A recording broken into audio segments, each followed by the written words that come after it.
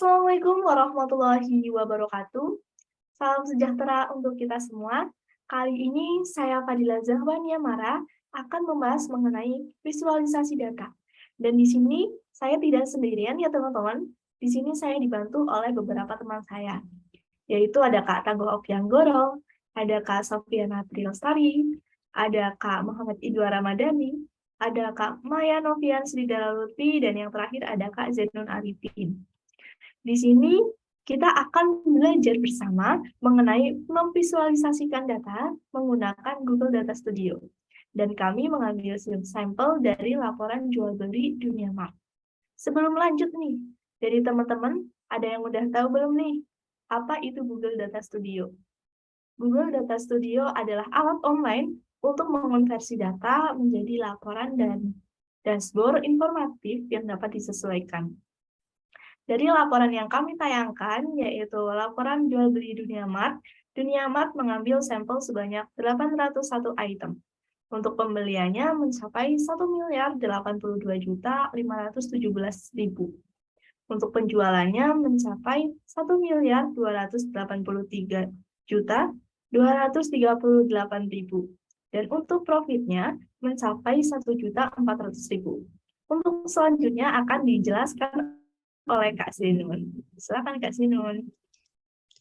Baik teman-teman semuanya, untuk selanjutnya di sini adanya kolom pilih rentang tanggal, yang mana dalam kolom ini berisi bulan yang kita jadikan sebagai patokan dalam data yang akan kita tampilkan.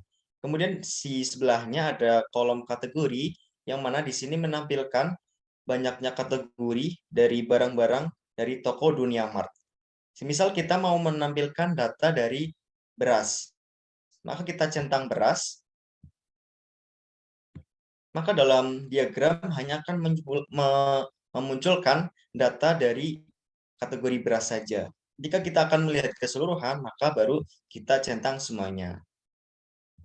Nah, oke, untuk selanjutnya yaitu adanya diagram skala waktu, yang mana dalam diagram ini kita memasukkan 3 data, yaitu data pembelian dengan warna biru, data penjualan dengan warna kuning, dan data profit data profit berwarna merah.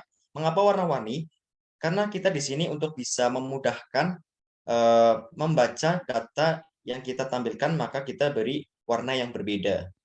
Juga di sini kita bisa mulai yang pertama, yaitu adanya data pembelian. Kita di dalam data ini menggunakan diagram skala waktu. Untuk vertikalnya yaitu totalnya, kemudian horizontalnya yaitu adanya bulan. Di sini kita menggunakan tentang waktu dari bulan Januari 2020 hingga bulan Desember tahun 2020. Yang mana untuk pembelian sendiri kita beri warna biru. Kita bisa lihat di sini adanya grafik naik turun hingga stabil. Baik, selanjutnya akan dijelaskan oleh rekan saya. Oke, baik. Izin melanjutkan penjelasan dari rekan saya sebelumnya. Skala waktu ini seperti yang sudah dijelaskan, ada 3 warna yang berbeda.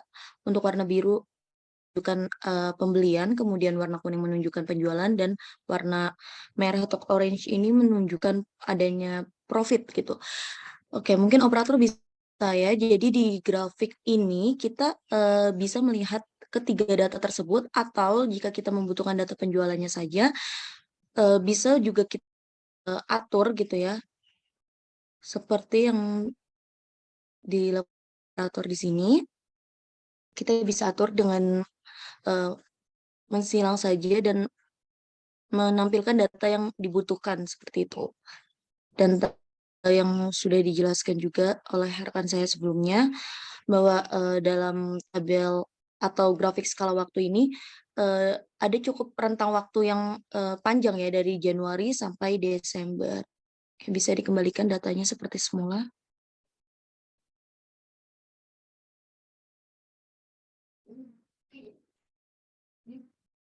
Nah, seperti ini.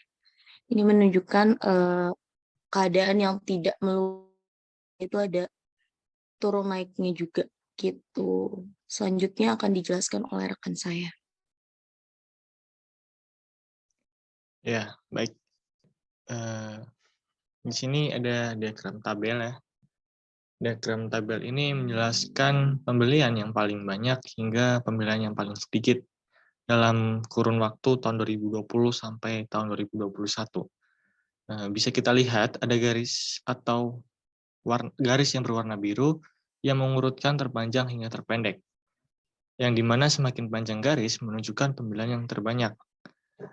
Pada posisi terbanyak itu terdapat pada bulan April tahun 2020, dan posisi yang paling sedikit yaitu pada bulan Mei 2020.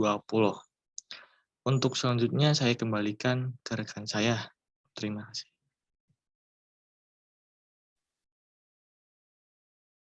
Ya, untuk selanjutnya adalah kategori penjualan ya. Di mana kategori penjualan ini berdasarkan barang yang paling sering dibeli oleh pelanggan. Yang di mana kategori penjualan ini kami visualisasikan menggunakan diagram pie. Untuk barang yang paling sering dibeli oleh pelanggan yaitu yang pertama ada beras yang ditandai dengan warna biru tua dengan tingkat penjualan sebesar 31,7%.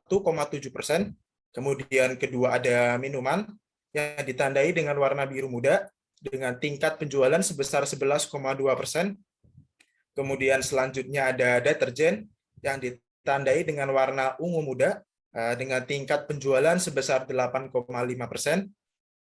Kemudian selanjutnya ada sabun yang ditandai dengan warna oranye dengan tingkat penjualan sebesar 5%.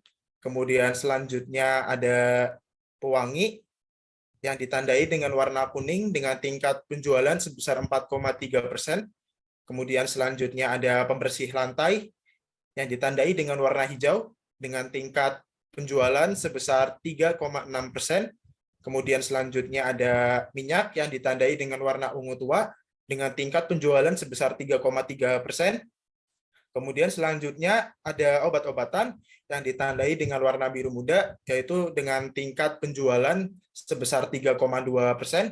Kemudian selanjutnya ada sampo yang ditandai dengan warna merah muda dengan tingkat penjualan sebesar 3%. Dan untuk barang-barang lainnya ditandai dengan warna oranye dengan tingkat penjualan sebesar 26,3%. Untuk selanjutnya saya serahkan kepada teman saya. Baik. Kemudian ada diagram tabel terakhir, yaitu tentang diagram tabel penjualan. Nah, diagram tabel penjualan ini berfungsi untuk melihat paling banyak penjualan dari dunia mart ini dari tahun 2020 sampai dari 2021. Nah, untuk yang paling banyak itu pada bulan April tahun 2020 dengan penjualan 212.873.000. Kemudian untuk melihat yang paling sedikit, kita bisa scroll ke bawah, yaitu ada di bulan Mei tahun 2020 dengan penjualan hanya 26.068.000. Sekian, saya kembalikan ke moderator.